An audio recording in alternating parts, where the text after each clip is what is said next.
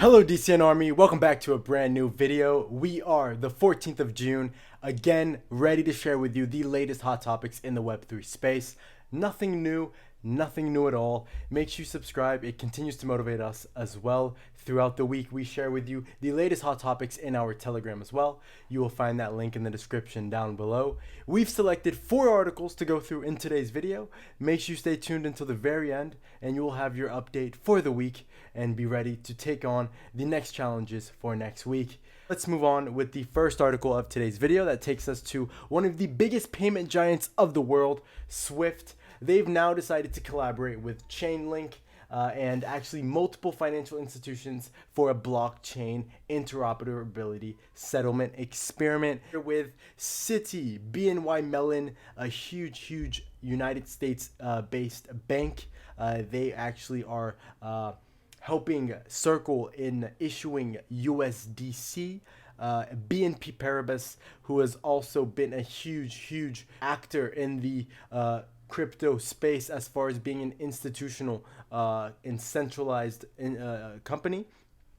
So this is really exciting to see how they are going to try to bring interoperability to the space with this experiment. The aim actually is to address the lack of interoperability that exists right now between different blockchains, which creates challenges for institutions dealing with tokenized assets, because does it actually render to other blockchains? Is it possible to use it? How much of a niche is that tokenized asset, and what are the possibilities to actually make that interoperable with other chains? That is what many blockchains are looking to do at this moment. So an interesting step forward from this big payment company, Swift. Also, the experiment involves, of course, other institutions, including many big names: ANZ, BNP Paribas, BNY Mellon, Citi, Clearstream, Euroclear, Lloyds Banking Group, SDX, DTCC, and many more in the article. You can find that right here. Also, all of the articles will be in the description down below, so you'll be able to locate all of them there as well. Chainlink, however, will also provide connectivity across public and private blockchains for these experiments, and that is actually very interesting. I think that it is really important for private blockchains to have a bigger exposure to the decentralized aspect of crypto, and for them to at least be in connectivity with public blockchains is a step forward, in my opinion, in the right direction. So Swift believes also that the future will have multiple blockchain platforms which cater to different customer segments, and an interoperability model is necessary for efficient access to these platforms globally and internationally with very little friction. Of course, the general public will need all things to be as user-friendly as possible, because that is the only way we will be able to go further with the crypto industry. And really exciting, we're moving on to the second article of today's video, taking us to the USDC issuer, Circle. USDC, of course, a very popular stablecoin. Circle, the issuer of USDC, has obtained a major payment institution license to operate in Singapore. This, of course, is to increase their expansion in the Asian market. So the license will actually allow Circle Singapore to offer digital payment token services and provide cross-border and domestic money transfer services to people in Singapore. So this major payment institution is a license to operate solely in Singapore and, of course, increase the adoption in that region. Circle actually believes that Singapore is an integral part to global expansion. Singapore, as well as a nation, has done a lot of steps forward for crypto adoption. You can find all of that information in our Telegram. The link is in the description down below. We encourage you to just put hashtag Singapore, and there you will find all the latest articles related to Singapore as well. On top of the MPI license, regarding the license to operate in Singapore, the actual license also includes it also basically shows the commitment for Circle with working towards leaders and stakeholders globally to increase the adoption of crypto. So Circle's move to Asia also comes around the moment that the United States has intensified its regulatory scrutiny to the crypto industry. In last week's video, on the 5th of June, the Securities Exchange and Committee of the United States has filed allegations towards Binance, and they did again the same thing the next day on the 6th of June towards Coinbase, their very own domestic crypto exchange that has also been IPO'd. So for these reasons, Circle has decided to expand their operations to Singapore. However, regardless of the actual scrutiny that's happening right now in the crypto industry in the United States, it seems to me that it's quite obvious that Circle would have gone forward with this type of license regardless of the type of issues going on right now in America. So we can go ahead and move over to the third article of today's video that takes us to Sberbank, the largest bank in Russia, who will now offer crypto trading services to its customers. It's actually the first of its kind as well.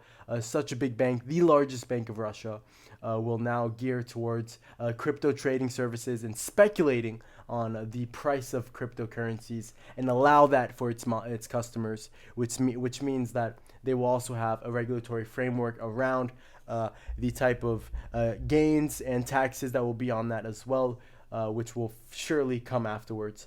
However, the services related to the digital assets will begin to be available starting in June, which will allow retail investors, to buy and sell cryptocurrencies through the centralized bank, through the largest bank of Russia, of course. This is not through a decentralized exchange.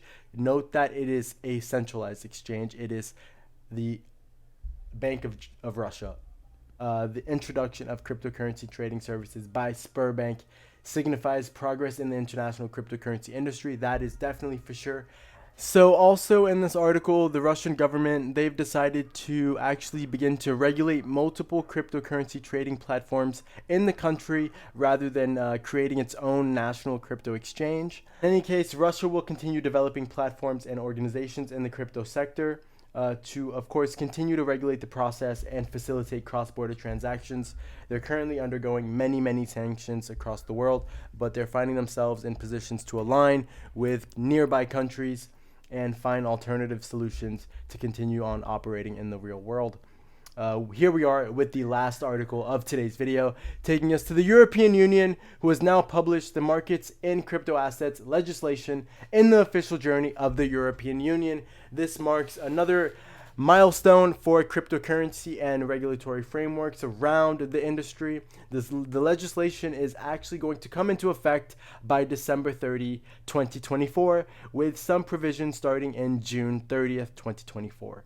So beginning next year, the legislation will come into effect, and MiCA aims to establish a consistent regulatory framework for crypto assets across EU member states.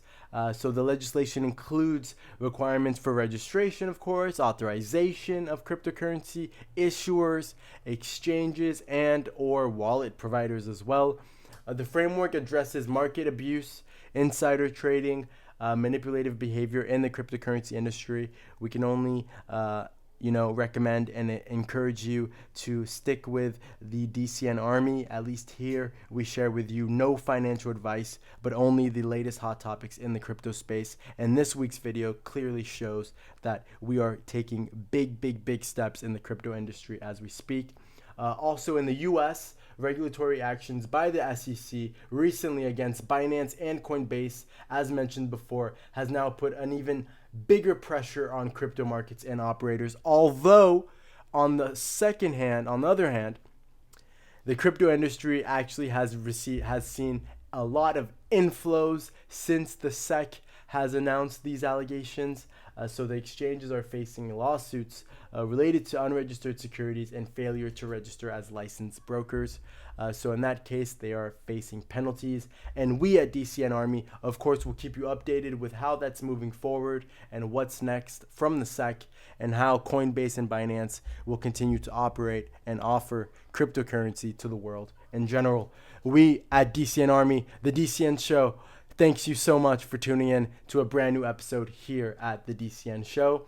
We hope to see you again next week for a brand new episode. And in between, be sure to stay tuned with everything happening in our Telegram.